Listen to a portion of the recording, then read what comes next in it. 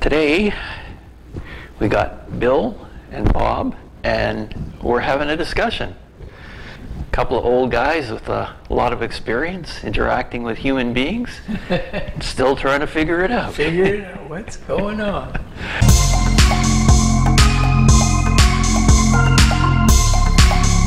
Anyway, so I'm kind of curious, and I want to throw some things to you, and, Sure. and then you know, give me your feedback on what you think is happening, and maybe we can learn from each other today. Cool. One of the things that came up today, which was quite interesting in this whole communication thing, is that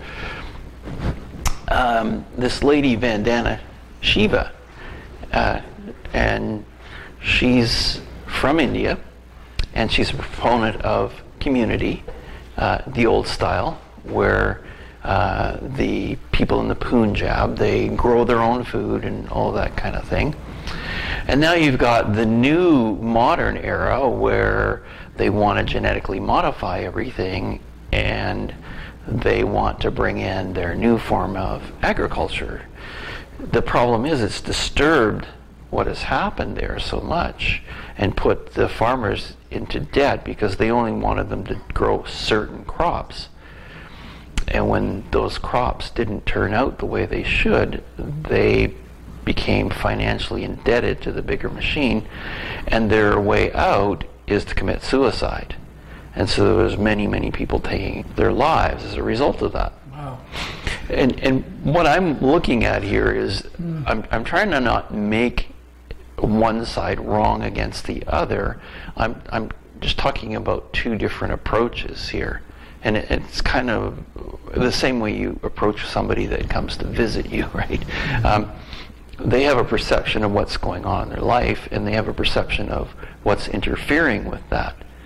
And as guest Byron Katie says, is that really true? So I'm looking at what Vandana Shiva is saying, and definitely she's got the facts that it really disturbed the way they were doing agriculture. And then there's the other group, and we make them wrong, or she makes them wrong, because she says they're imposing this thing on these poor Indian farmers. But maybe they're coming from a place of, we just want to make it better, and we just want the whole world to be taking part in this globalization thing.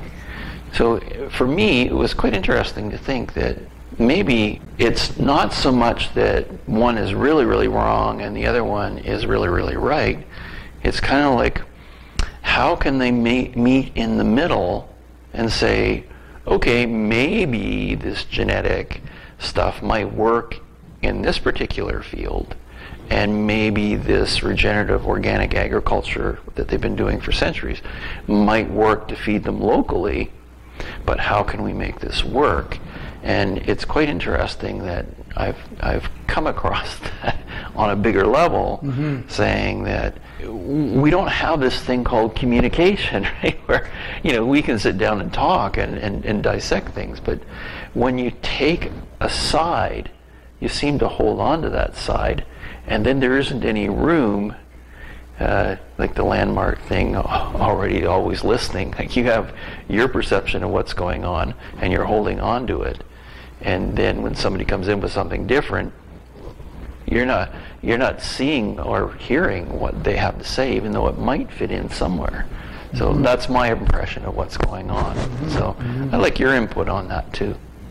What do you think? Sure, that's a fascinating conversation, Bob. It's so what the association it triggers for me is this distinction about either or compared to both and.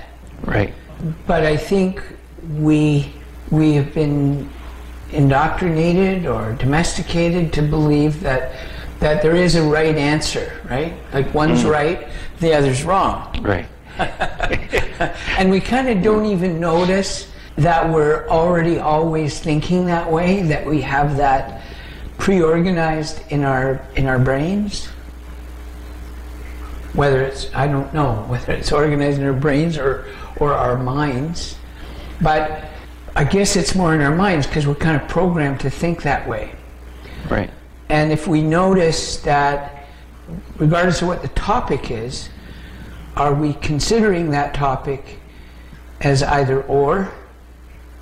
What would happen if we changed to thinking of those topics as both and? That there's not one right, one wrong, that there's a place for both. Maybe it's particular to a given circumstance. Right. And this is always, in my view, it's always lives in the interpretation of the human beings that are interacting, as you say, in their communication. Right.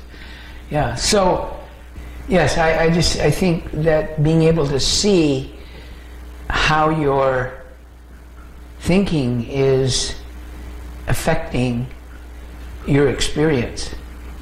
Right. And we're often not aware of that. It's the difference between, you know, the metaphor of the iceberg.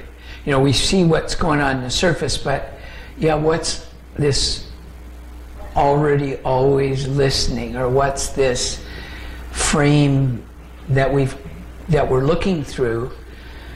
And you know, if you have a pair of dark glasses on and the way things look are affected by that, you think that's normal. You think that's actually the way it is until you take your glasses off and go, oh my God, it's a whole different color. It's a whole different shade. You know, anyways, does that speak to what you're... Yeah, and it makes me want to go down the rabbit hole and look more a little bit about how we as human beings have learned to think that way. You know, how have we been programmed to take the either this or either that rather than a broader spectrum? Like, is that a cultural thing? Is that a schooling thing? Is that a social aspect?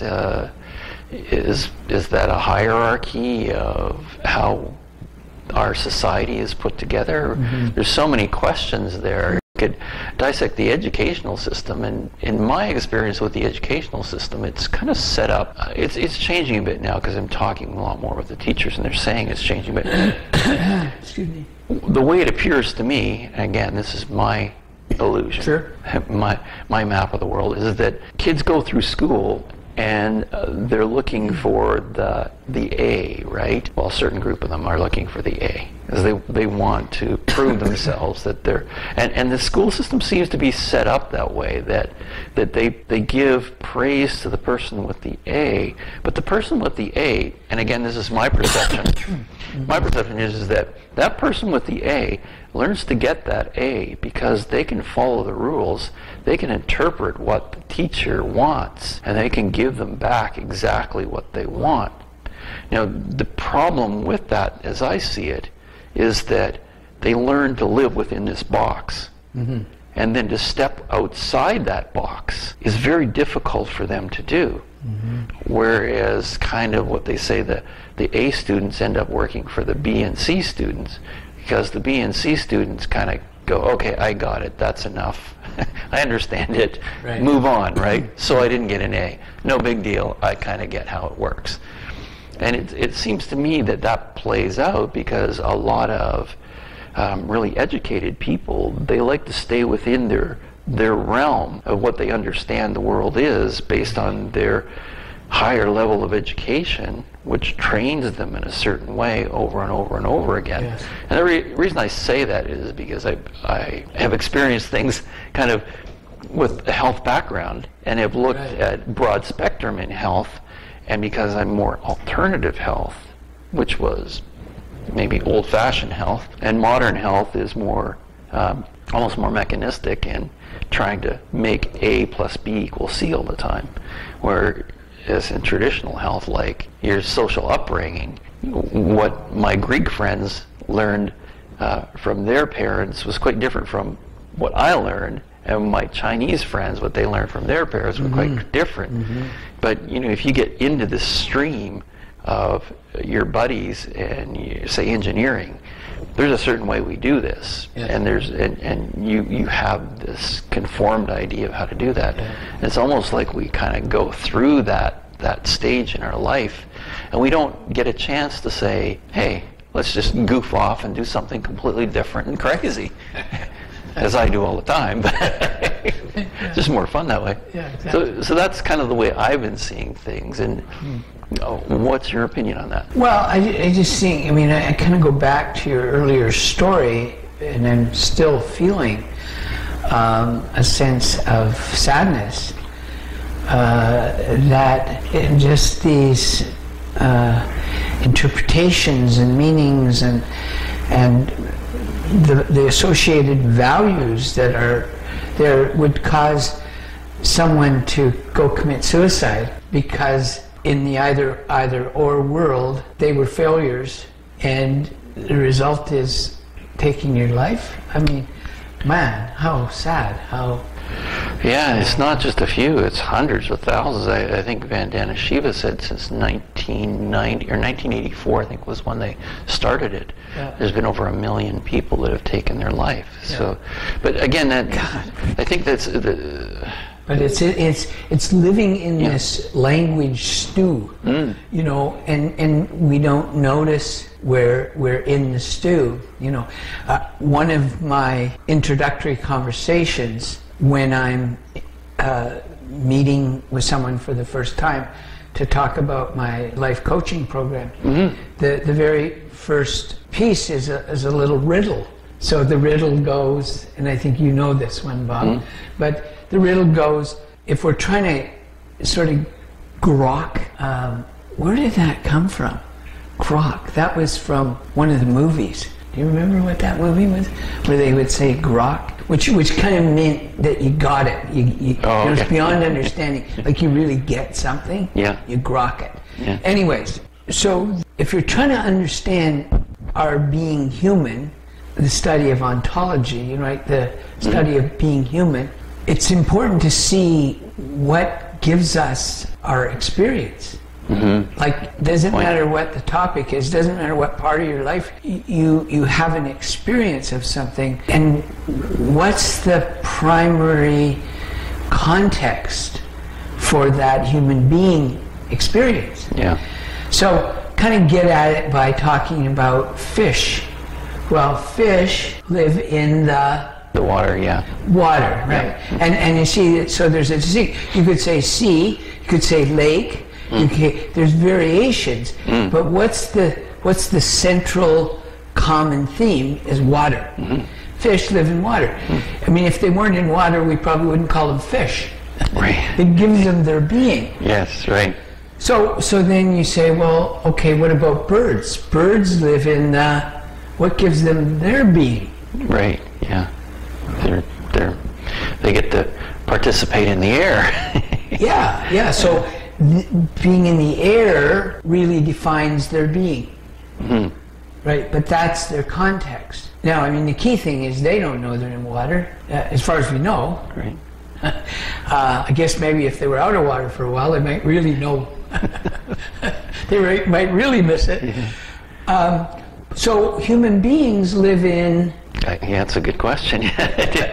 So we live all over the place. So, we live all over We live the on place. mountains, and we live in down at the ocean. Yeah. So I say in, you know, what I learned this riddle, that human beings live in language. So language actually constructs the experience that we call reality. And everybody's living in their own reality. And we have some common agreement about certain things. And then we have disagreement about lots of other things.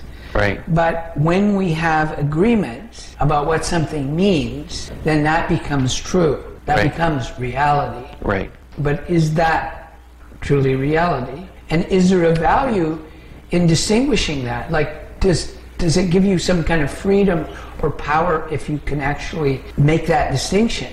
I say yes. There is a huge level of freedom and power you have if you can, in a moment-to-moment sort of basis, remember to distinguish and see the import of language. And, you know, it doesn't get more important than that, that you've got some people talking about shifting agricultural practice, and it doesn't fit with their expectation, and they take it personally and kill themselves. Like, that's pretty important. Yeah. So yeah, I mean, I try to practice the awareness in a moment-to-moment basis of, okay, what is the language I'm using, and to recognize that one of the three ways that I can control and manage my state that I'm in, my state of being as a human being, I can manage that through TV. Tony Robbins calls this TV, transformational vocabulary. Right. So once you notice your language and you see how the interpretation is giving you an experience, being depressed, being happy, whatever you're experiencing, might be in thought, might be in feeling, might, you know, whatever's coming up as the dominant experience that's occurring for anyone as a human being. Now, if I can actually see that I can have some freedom from being stuck in a certain given reality. Right. No, actually not. I can transform my vocabulary. So if I transform my vocabulary and I add transforming my physiology and I transform the mental focus that I have, now I've got three tools that I can use to control and manage my state. I went through getting a master's in counseling psychology. I never understood that. And for me, that's an absolutely essential slice of knowledge that can, if you practice and use it in real life, not just as some kind of a concept, but right. you actually practice it, bring it into being through practice. Kind of like a plumber showing up to a job with only one tool.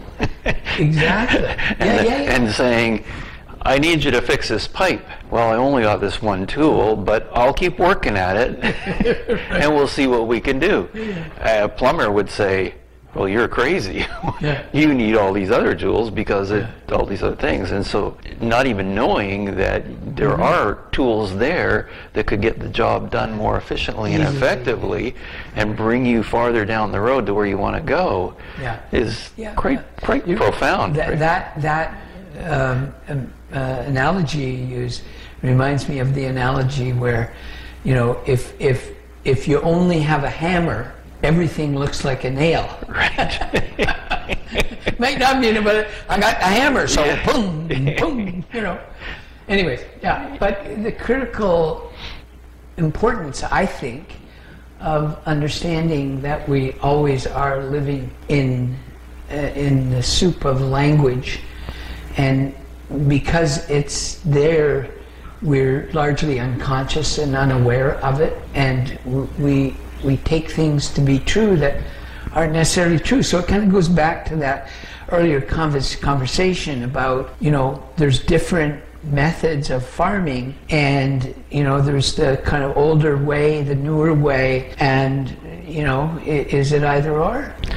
Yeah, there's probably good in both of them that could be used, but again, it's back, like you said, it's the language of how they language their farming and how they've done it for who knows thousands of years. A new way comes in, it doesn't work. Well, maybe you need to tweak it and find out where it does work and how it's going to work the best, and take into some consideration the whole social structure there. Because I think what she's talking about is the social structure behind producing the food and giving the food out is what they've done for thousands of years. And then you have a globalist come in and say, that's great, but you got all this available land that we can get in there and we can produce all this stuff that we can market and make a lot more money on, and everybody will do better with it. If you, like you said, if you language and live in that world of your ancestors, and this group lives in the world of high tech and high science, and we've been able to do this, and we've been, you know, where do you meet in the middle? Because you've got two different languages and two different experiences, and you know that we come to that conversation of people come into you and they say, I've got this problem. Can you fix my problem? And so when you're dwelling in the language of a problem, how do you get to where you might want to be? Like, is the problem really the problem? Or is it you're dwelling on what's right in front of you, but really what you want is not has anything to do with that. It's actually down the road farther, and you might need some of that languaging, some of that state change, some of that changing the way you use words that represent things so that they give you a better way of getting to where you want to go. And I know that's why you told me that you changed from being a counselor to a coach, because you wanted to solve the problem, not dwell on it. And maybe you can go into a little bit more into that. Thanks, Bob, for that sort of segue, because I think that for me, for anybody, that may not be a significant TV or transformational use of language. But for me, the shift from being a counselor with the associations of something's wrong, it's something wrong with me. More often, there's something wrong with you. Of course. That's a little more comfortable. But so, and I spent, probably 40, 50 years inside that, not even considering there was another way or another way to look at it. And so the shift for me in being a coach is that I understand people are going to come because they're experiencing some kind of pain. Right. It's a pain of their emotions or their thinking or their behaviors or the outcomes in their life, and it's causing them pain. And so we usually almost need that. Like, the value of the pain is that it gets us to pay attention to something. Yeah, and that is the reality, right? That is where they are. And so what I've come to do is not to dismiss that for a second. I feel empathy and compassion for that experience that someone's having in their pain. But I also think that it's a bit seductive to go down that, let's call that a rabbit hole. And so we all our work is framed by that problem. So where I have now, I've actually come to start with people. When somebody comes and says, well, what is this life coaching? What are you doing? And I say, well, here's what we're doing. So where we start is having a mind map. The second habit in the 7 habits of highly effective people is begin with the end in mind. Right. So the begin with the end in mind is imagining, and I love the imagining piece because it's contrary to what we've been taught. You talked about the school system, our domestication, or our socialization. I mean, there's lots of different words you could use for that. But I think we get hypnotized into believing that's it, that's the truth, because that's what my mom and dad said, or that's what the teacher said, or that's what the rabbi or the minister said, or, and there's a lot of agreement around that. So where I've started is Einstein said the most underutilized facet of our brain is the use of our imagination. And we get trained out of that because, no, don't do that. You got to be realistic. No, but I want to be this, or I want to do. Oh no, that you're not. And there's lots of stories of people who've been kind of had their legs cut out from them by teachers or someone who has a major influence on that person by telling them to be realistic. Yeah. Well, whose realism are you talking about here? Exactly. Yeah. What world are we in?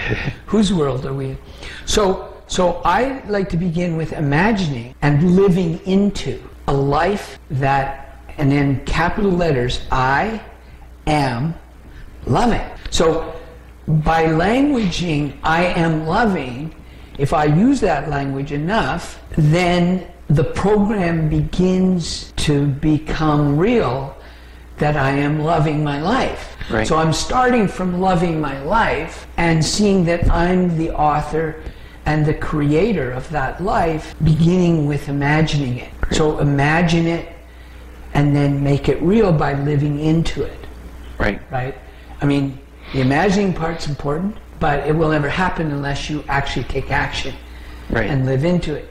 But here's the other problem that I've experienced is that I've had even people say to me, well, I don't like to say that I'm loving my life. Oh, okay.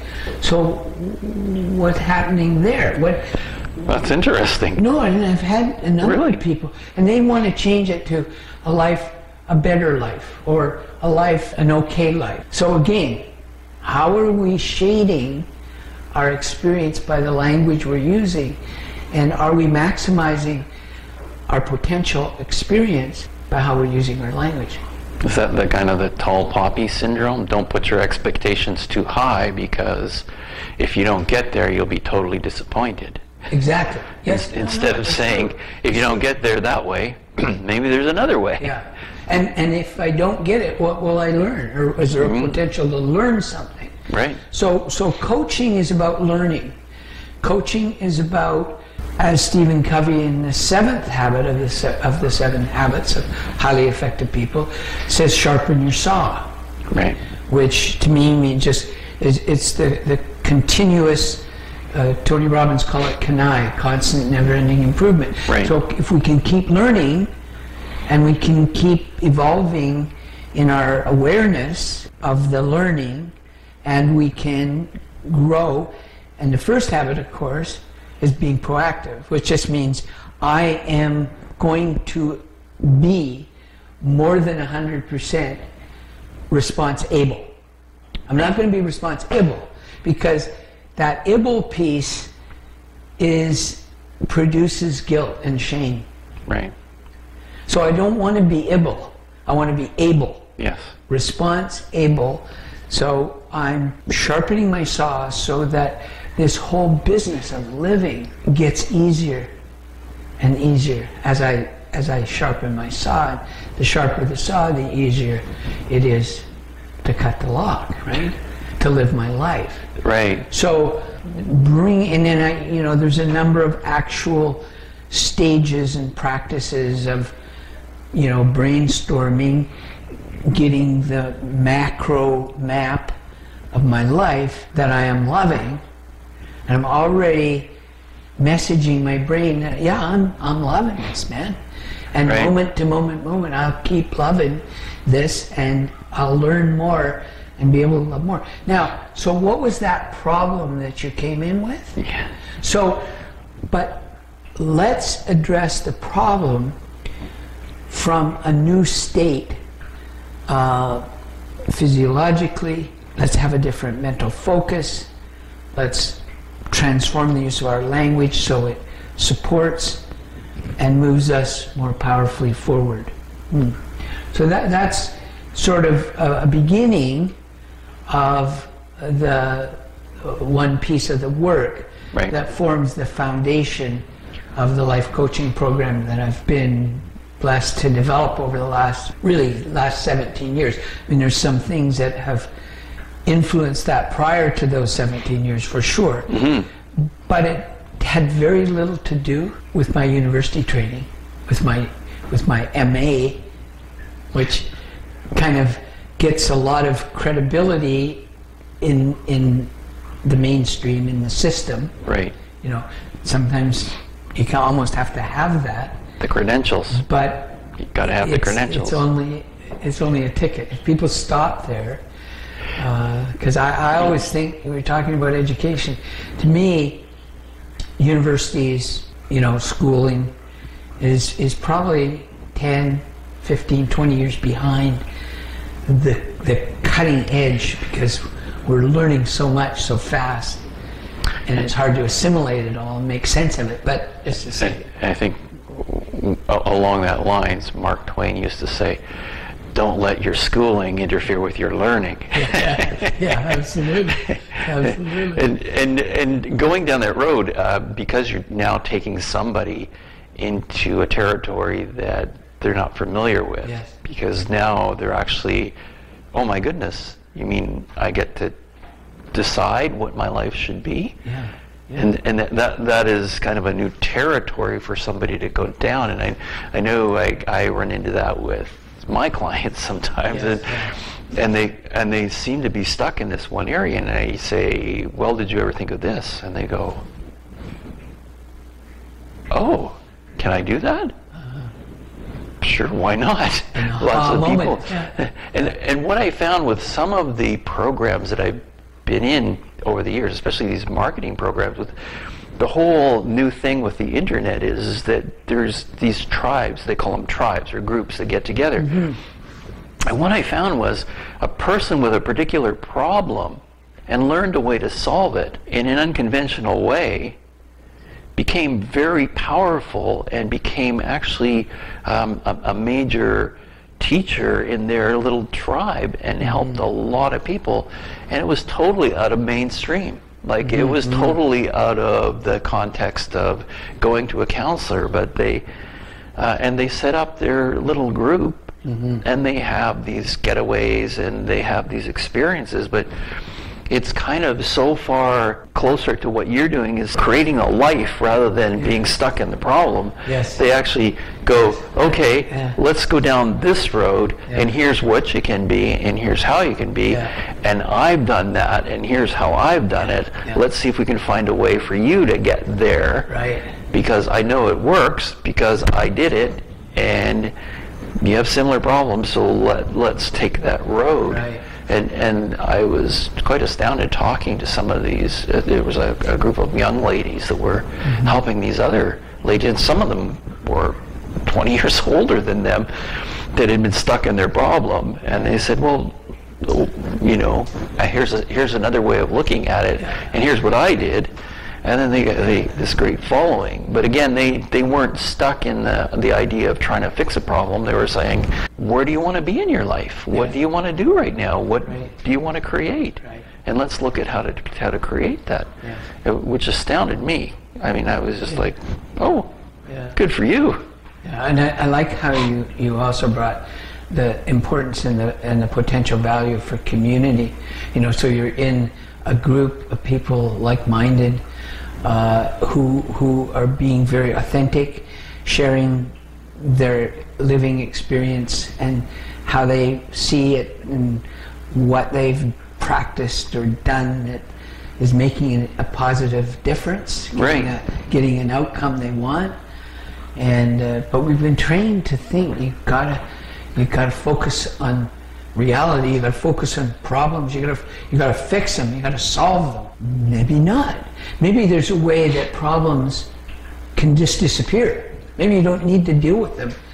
But if you change your focus to creating a life you're loving, maybe those things that were problems will, first of all, they won't have the same power of control over you because you've changed your mental focus. You're looking at being an author, being a creator, being a director in your movie, of your life. No, I'm kind of busy here. I don't have time for that problem right now. Yeah, right. I'm creating this life that I really want to have, right? So, and I've had this happen so often with folks that I work with, and we'll kind of be in 2 or 3 sessions, and they'll say to me, you know, Bill, I came with that problem, but, you know, I'm so over it. Like, this is much more exciting. Yeah. This is much more, you know, I feel much better doing this, creating and, you know, imagining and creating and figuring out what to do. And then joining in community with other people that we can talk the same language, we can have some mutual support, and boom. Great.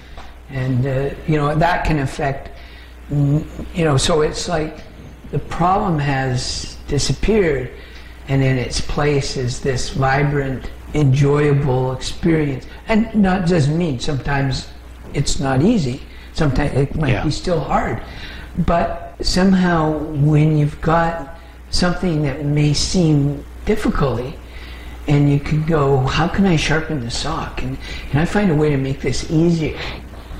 You know, and it just simple things like I have a condition where my experience is that my hands shake a bit sometimes. And so I've been sort of trying to be present to what goes on with this shaking stuff. And I found that when I was writing, my writing was extremely messy. And so I was trying to think so I started, instead of thinking of words, I went letter by letter. Slower, yep, but I can actually now print something and read it because I'm just doing the letter at a time. I'm not trying to write the word, I'm just trying to do the letter. Which is really interesting because that's a kind of neuroscience of habits, right? Mm-hmm. Creating a new habit means that you start off and you're not very good at it. Yeah. You know, the you don't know that you don't know kind of thing. Yes. Yeah. And then you know that you don't know. Yeah. And then you know that you know, and then you're doing it automatically after the way it should be. But definitely in that, I have that conversation with my clients all the time because they're looking for instant improvement, and I want to be this right away. And my answer to them is that you spent a lot of time creating yourself physically in that way, and it wouldn't be very good if our brain could change that quickly, immediately. Can you imagine all of that knowledge that you have in your head and your brain decides to change immediately, and you wake up the next morning and you have nothing?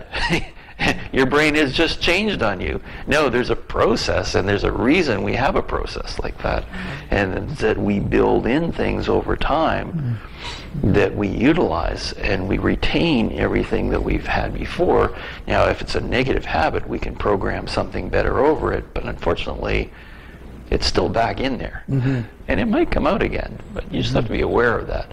But, you know, as you reprogram that, it's like the thought patterns, right? Is the thought of, oh my gosh, I can't do that, or I can't think of my life as loving my life.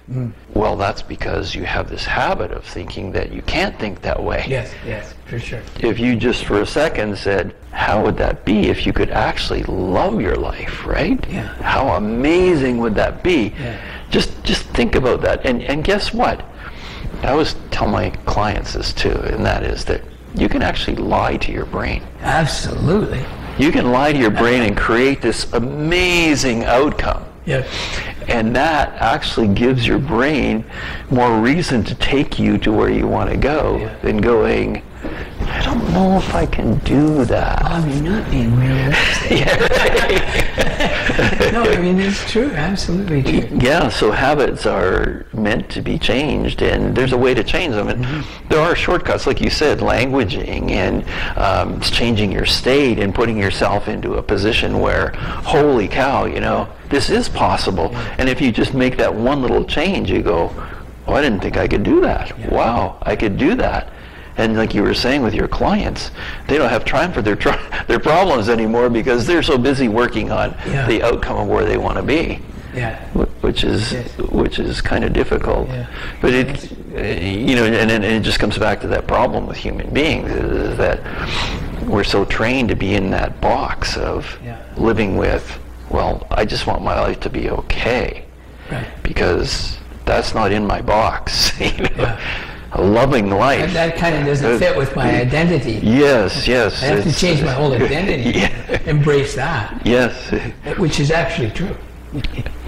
True. Yes. You do need to change your identity, and you need to see that the identity that you've, I don't know, been given or you've unconsciously adopted, you don't need to do that. But you have to actually notice that there is an identity that you're reinforcing, because, as you say, the brain doesn't know the difference whether it's absolutely happening in the external reality or whether it's happening in your programming. Right. And I've been fascinated just listening recently to Dr. Amen and this Joseph McClintock III. Right. And they're presenting this program. Of course, they're using fairly common metaphor for the brain and the mind, which is of the computer. So Right. they talk about, well, the brain's your hardware, Right. and the mind is your software. Right. So there are issues to deal with in your brain health, and there are actually ways we now understand through the concept of neuroplasticity that we can have quite an impact on what we always thought was just hardware of our brain. Right. And then what we can do some things. Of course, Dr. Amen, that's kind of been his specialty, working Right. on brain health. The PET And scans, then yeah. Clintic is working with the software. Right. And he's actually substituted a number of times for Tony Robbins.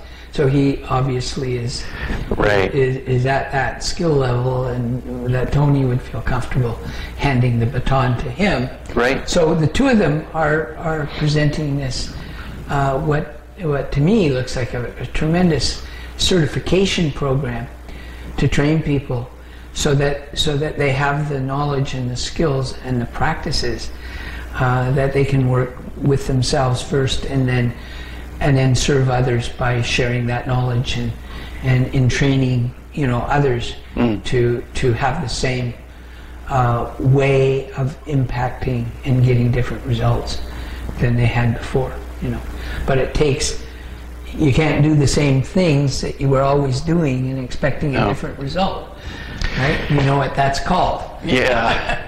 And so along that line, I just wanted to get your opinion on this, because what I find with clients over the 46 years I've been doing this, 4 years in college before that. But anyways, what I notice is that unless people have a good reason to keep going, they tend to fall back.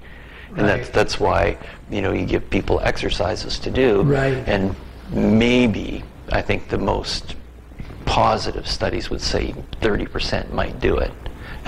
And I don't think it's that's even the that most high. positive. I think it's probably 10%. Yeah. And some of them fool me on who would actually do it. But there has to be this kind of, I guess it's the kind of the reward thing. What am I going to get out of it by doing it?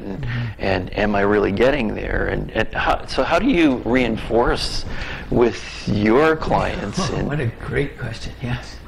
That because I've trained myself over the years to really look at the end goal and know that every problem I run into is just a problem, and there's a way around it, and I'll keep going until I get it, because I've had the practice of doing it for so many years. But I find with my clients, getting them to do one simple thing, like just do this for 4 weeks. It's a really simple thing.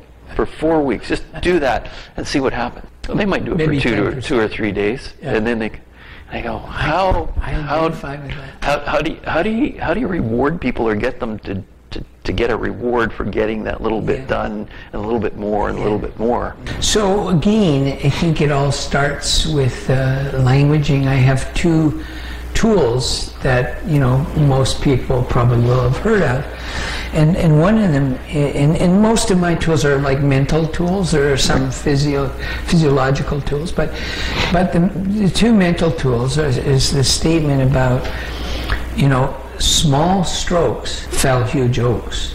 Right. What does that mean? Small strokes fell huge oaks, and the journey of 1,000 miles begins. So if you start to use your language intentionally to lower your expectations and be happy in a moment to moment, because I think, so often what's happening, we're already trying to get to the outcome. We haven't been present. No, right now, I'm going to do this one exercise. Bob asked me to do this one exercise. So I'm just going to do that one. And I'm just going to be present. I'm just going to do it right now. In fact, I'm going to put on my calendar a particular time of the day, or the particular days of the week with the particular time.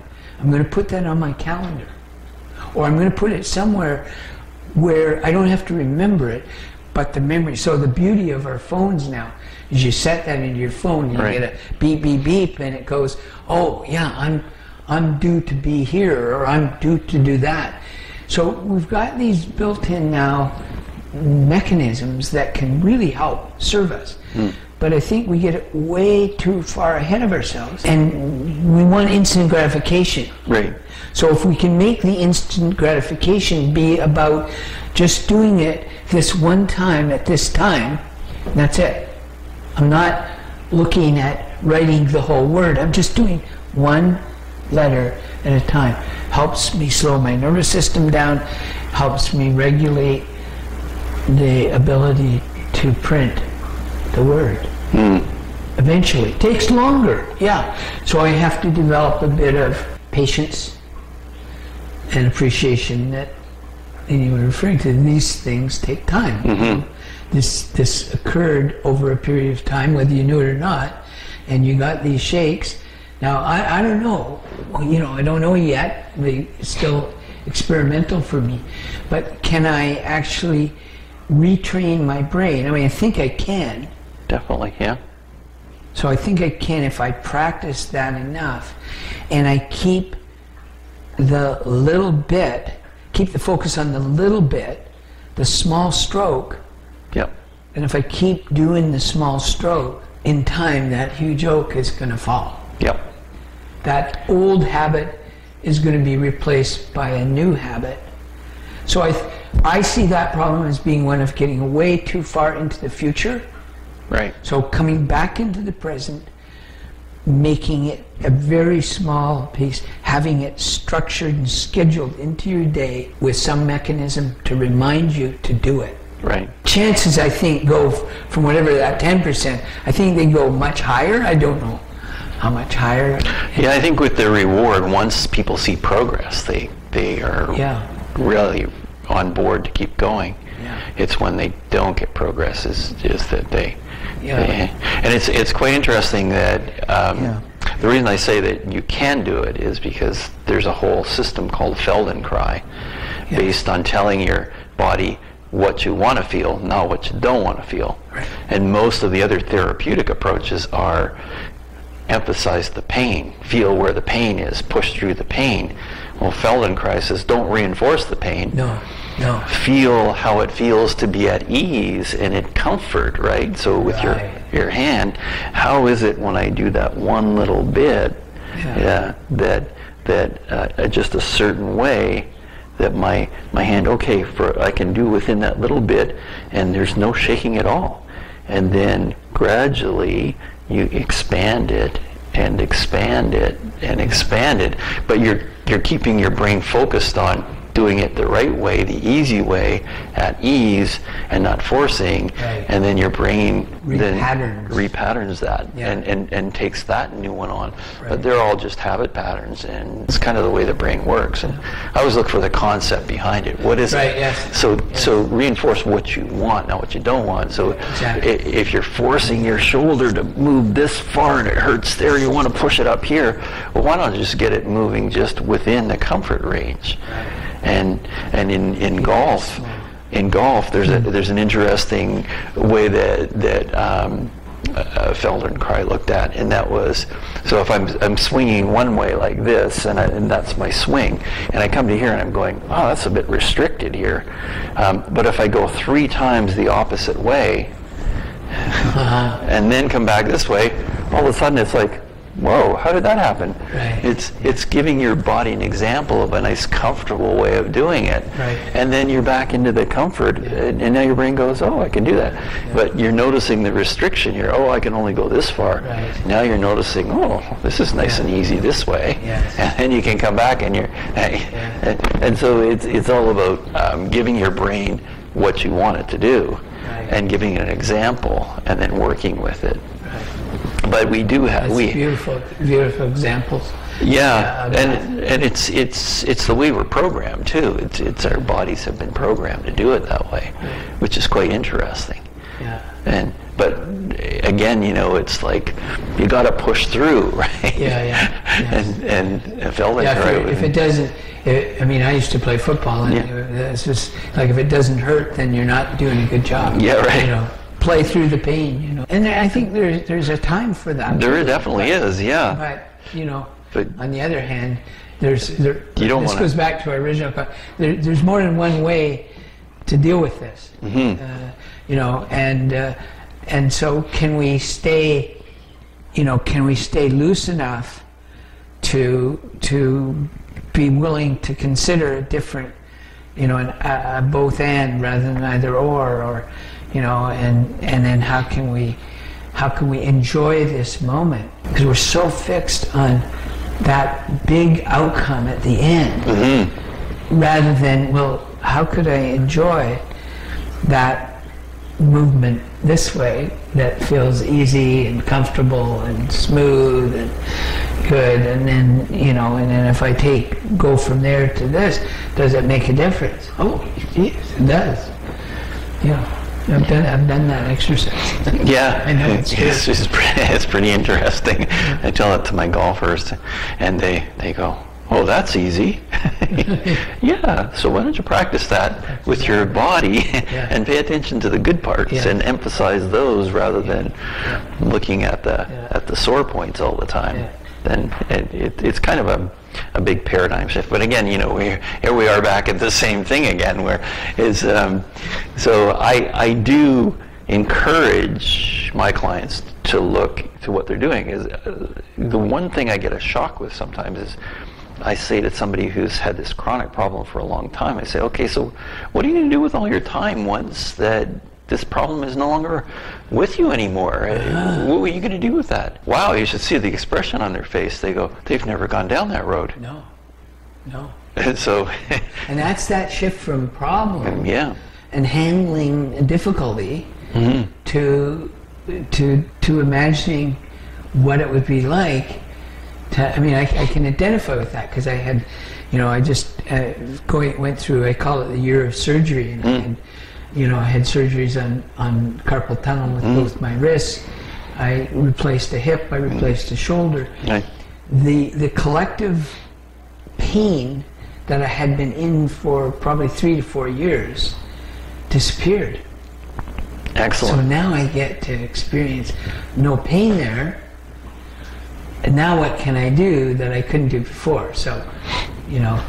That's kind of a metaphor for your coaching practice, because you're moving people out of their stuck in the pain and doing surgery on them so they can see what their future is in a loving future, loving their future, loving being, loving their life. And this is something that I've just recently added to my model, is that you know, I would talk about see yourself living this life you're loving in your tree. So it's actually my metaphor for relationship. Live your life in your tree. Yeah. So see yourself grounded and rooted, see the main trunk, see all the branches. And so if you want to live a life with some freedom and power, stay in your tree. And the corollary of being in your tree is mind your own business. Because Byron Katie would say there's 3 kinds of business. There's my business, there's your business, and there's God's business. If I can make those distinctions, again, in language, it'll all occur in language. Yeah, right. And so what I do is come back to, am I in my tree, first of all? Right. And in my tree, am I staying in my business? So, you know, I've got a really simple marker for that will give me the answer. The question is, am I suffering? Oh, that's a good one, yeah. If I'm suffering, I'm not in my business. I'm not in my tree. I'm over there in your tree, or I'm over there in somebody else's tree, right? No, can I come back? And so this all, to me, the other really potent issue here is, how can I be more present to my experience, moment to moment to moment? I can use all these other mental tools. I can use even, you know, the tool of managing my physiology differently. Yep. But how can I manage my state from the moment that I'm in now? Thank you, Eckhart Tolle. The power of now. Yes. Here is where I am. Yeah, and it really doesn't hold 100% truth, but significant truth in when I'm in this moment and I'm just present. Things are pretty much okay. And my son, who's just gone through a very transformative experience, has got his main sort of mantra now is everything's okay, and if it's not okay, I'm going to make it better. Excellent. And so he's actually training his brain to come from that way of seeing and that way of being, and he's getting different results in the experience of his living. Wow. In a huge way. Wow. Huge way. Yeah. Yeah. Yeah, I get the idea of paying attention in the moment.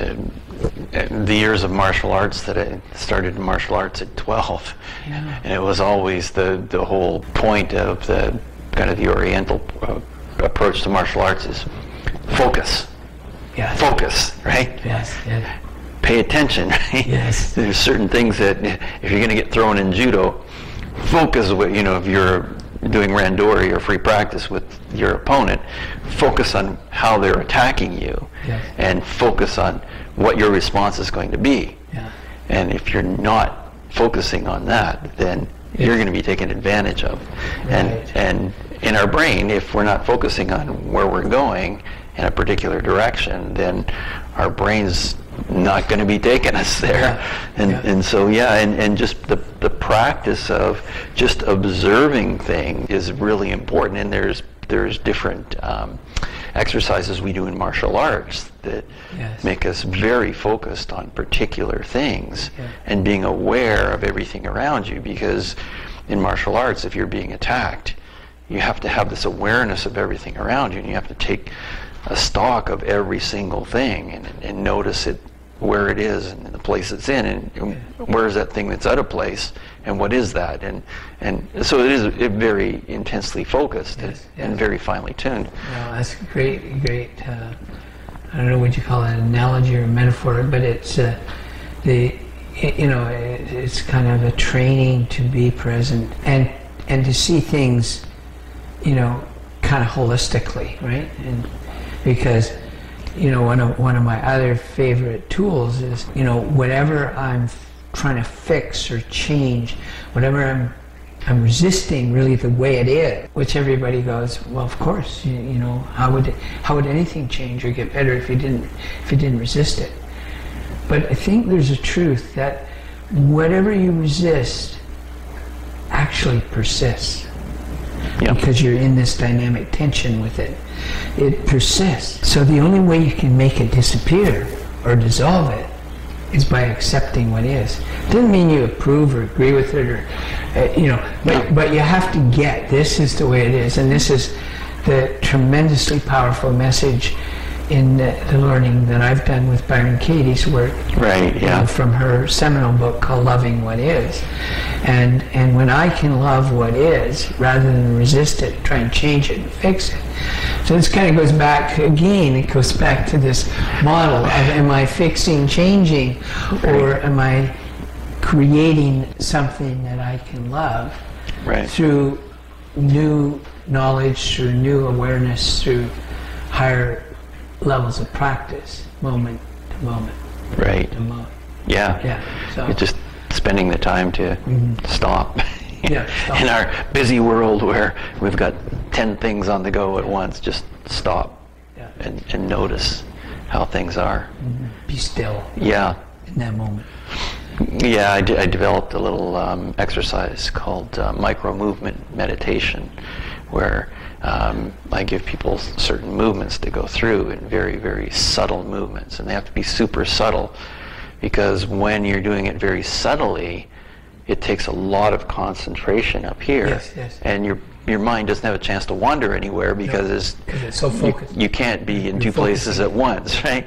You're focusing on that fine, subtle movements, and it's not big movements. It's so subtle that once you can control those, like once you can get that smaller movement controlled, the bigger movements are much easier to control because it takes way more to control fine movements. But definitely, the whole focus thing is so important. Right. And I guess also when you're noticing things that are maybe not as good as you want, but you're also noticing things that are, hey, this is pretty good here. And like your son says, everything's okay. Yeah. Well, at this moment, and you're looking around you, I'm fed, I'm clothed, I'm warm, I've got a roof over my head, I've got a good place to start. Yeah, everything is okay right here. Right here, right now. Now I can move ahead a bit, but everything is good and okay.